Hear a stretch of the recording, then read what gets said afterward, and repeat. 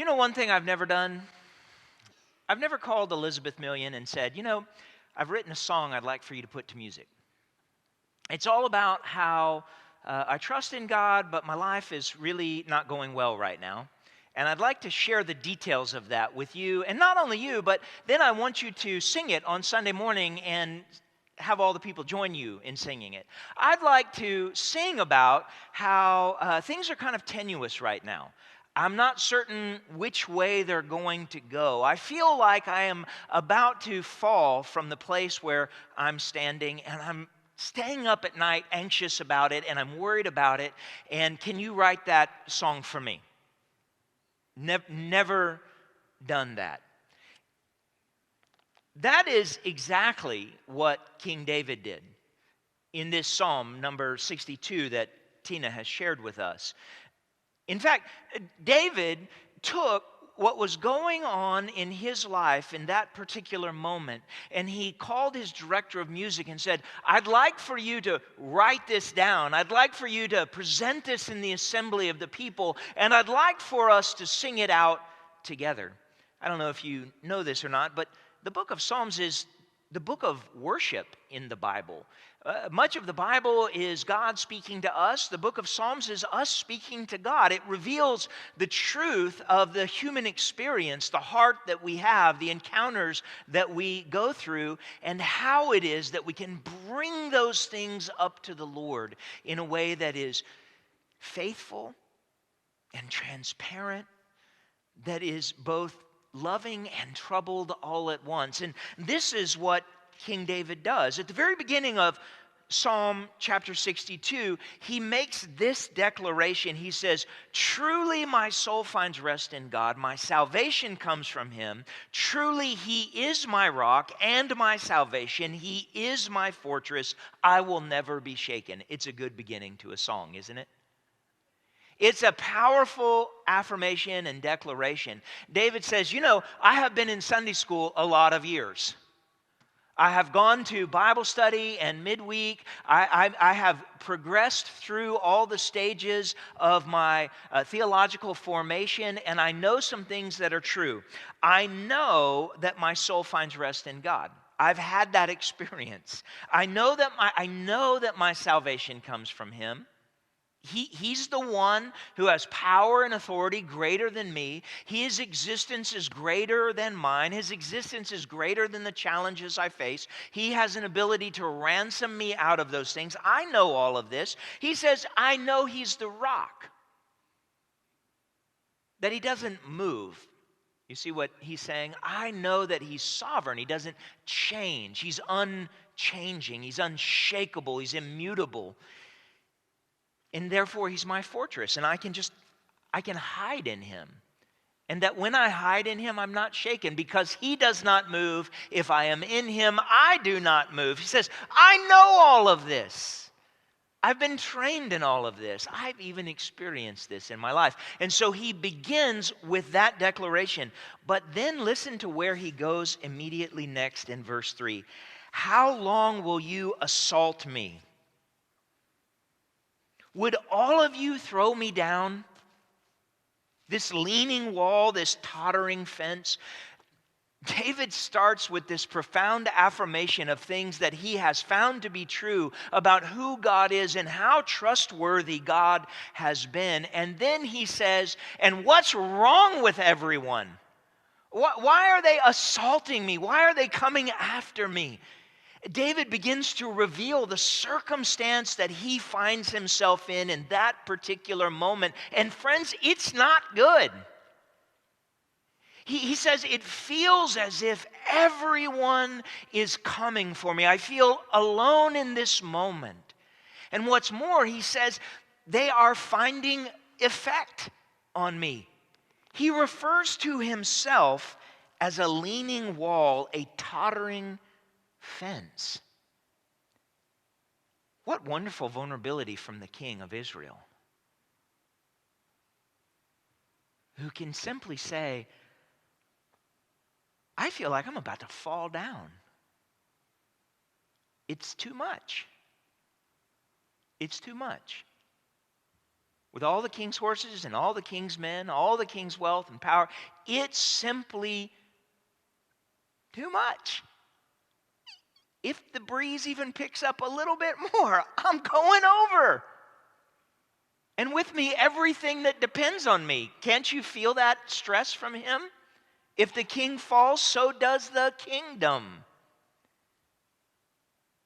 I suspect some of you know this feeling that David speaks of. In fact, I think more of us than we could possibly imagine have been feeling that feeling for some time. This idea that I am strained to the point of thinness, such that even the slightest breath from the wind might push me over the edge. That I'm spinning the plates as fast and furiously as I can, that I'm holding up as much of the weight of the world as I can possibly manage, and it is just one word, one moment from all coming down around me. I am a leaning wall, a tottering fence. Do some of you feel that way today? A leaning wall, a tottering fence. David goes on in verse 4, he says, surely they intend to topple me from my lofty place. They take delight in lies. With their mouths they bless, but in their hearts they curse. He's like, what's their end game here? These people who are assaulting me, these people who are picking at me, their end game surely must be to topple me, because that's where this whole thing is headed. He's just crying out from the reality of his circumstance, his situation. He says, people are even telling things that are lies about me to try to unseat me, to push me out of the throne. From this lofty place and where I'm sitting, where to them everything looks good and firm, I'm telling you that I think they're close to pushing me out from here in this place. And I don't even know who to trust. With their mouth, they say they bless me, but I know they're cursing me in their hearts. Can you get a feeling for what David is experiencing? He feels alone and vulnerable. Oh, sure, I know that God has my soul in his hands, and I know that he's my Savior, and I know that he's a rock and my fortress, and I know it's going to be okay. But it doesn't feel okay right now. It doesn't feel okay right now. I know there are some of you in this place who know more about what David is speaking than you might care to admit. And with tender vulnerability, the king of the nation puts his heart on display for them all. And then he says, yes, my soul, find rest in God. My hope comes from him. Truly, he is my rock and my salvation. He is my fortress. I will not be shaken. Do you hear he repeats himself? He repeats himself. Except not exactly. It's in the difference that we should pay close attention, because he almost repeats himself exactly, but he inserts a phrase in there that is slightly different. He begins by saying, truly my soul finds rest in God, my salvation comes from him. But when he repeats himself, he says, yes, my soul, find rest in God. He tells his soul to find rest in God. And then he says, my hope comes from him. He's like, I know this is true. I need to remember that I know this is true.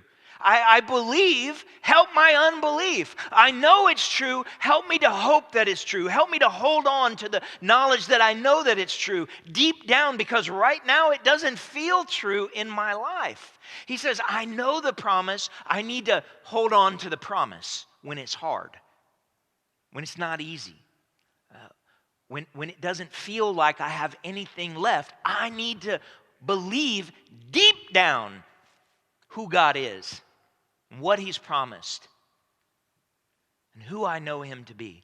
This is instructive for us, church. This is instructive for you. It's instructive for me. David shares a very human experience. He puts it to music and invites the congregation to sing it out with him. to own it for their own hearts and their own lives. And in that, he also gives them and us instruction on what to do when we find ourselves in this exact spot. Remember who you know God to be. Command your own soul to find rest in him, and hold on to the hope that you know that his promise is good. He says, my salvation and honor depend on God. He is my mighty rock, my refuge. Do you hear what he says? It's this reminder.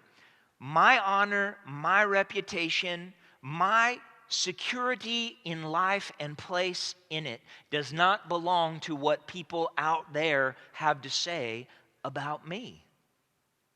They are not God.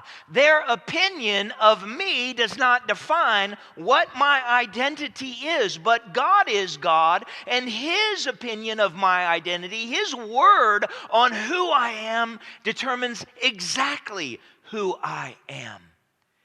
He says, so my honor, my reputation, my dignity, they can think whatever they want to think about me. As long as I know who God calls on me to be, that's who I am. And that's who I will be. He says, because I am in the Lord's hand, then I am in the strength of his citadel. And that's why I'm not shaken, is because the Lord does not shake. And then he turns to the people and he says in verse 8, trust in him at all times, you people. Pour out your hearts to him, for God is our refuge. He turns and he says, are you like me? Are you feeling what I feel? In your work, in your school, in the classroom, in your neighborhood, in your social organization, in your groups? Are you feeling what I'm feeling?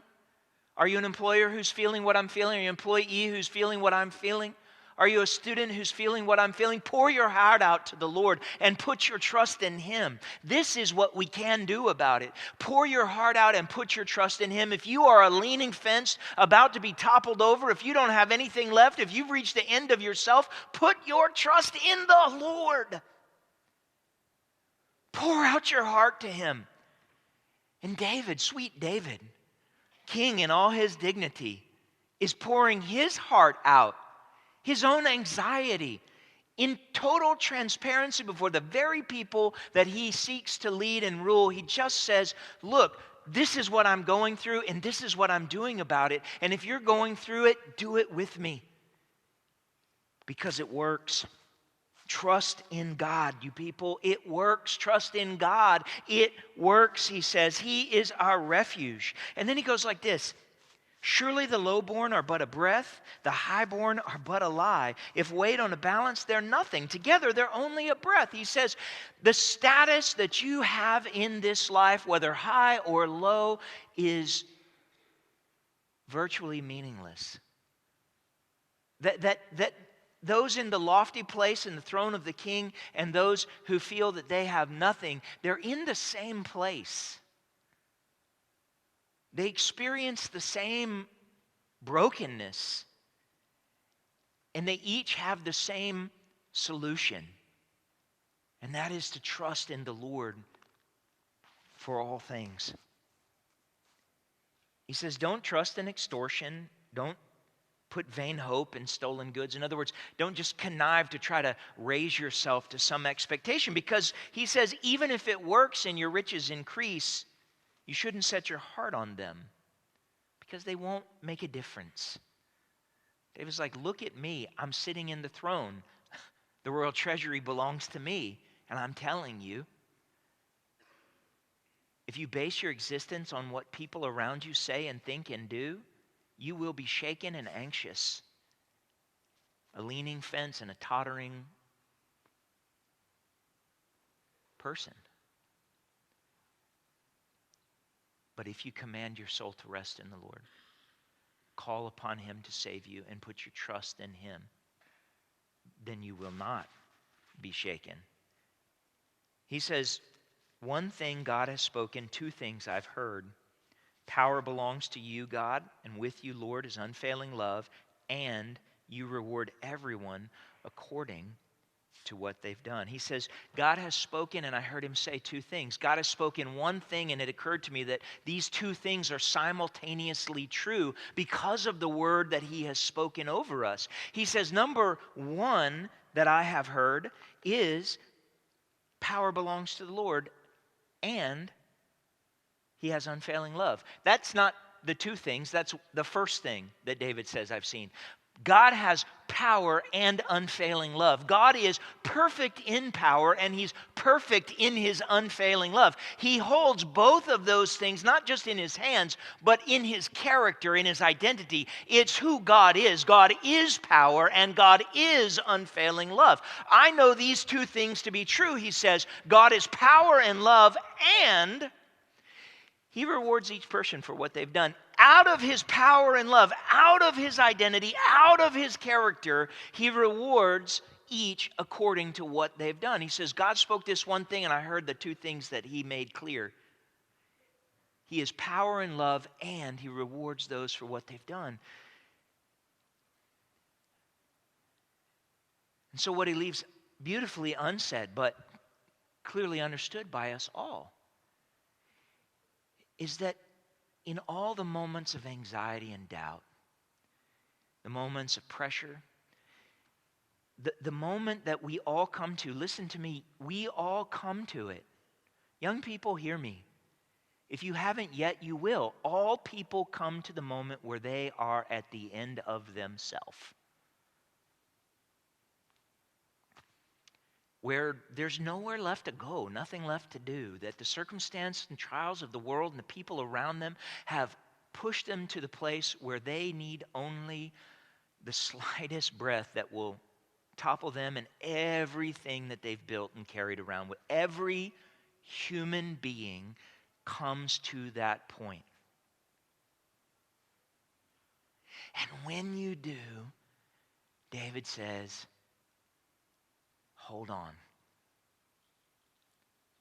Hold on to the Lord. Put it into song and sing it.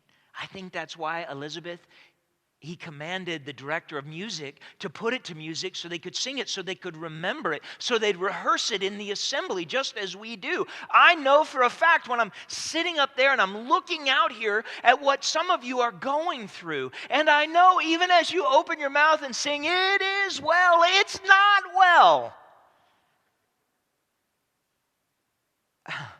That actually your soul is troubled. Hardship has befallen you. That you are rocking on the edge of falling, and the whole thing you've built right along with you.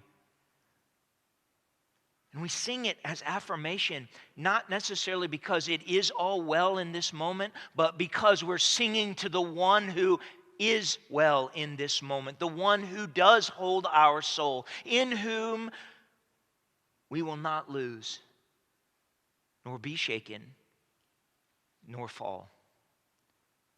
Because he sees us in those tender, vulnerable moments and the trust we have in him. And he does not fail. I say let the church sing that song. Even here, even now.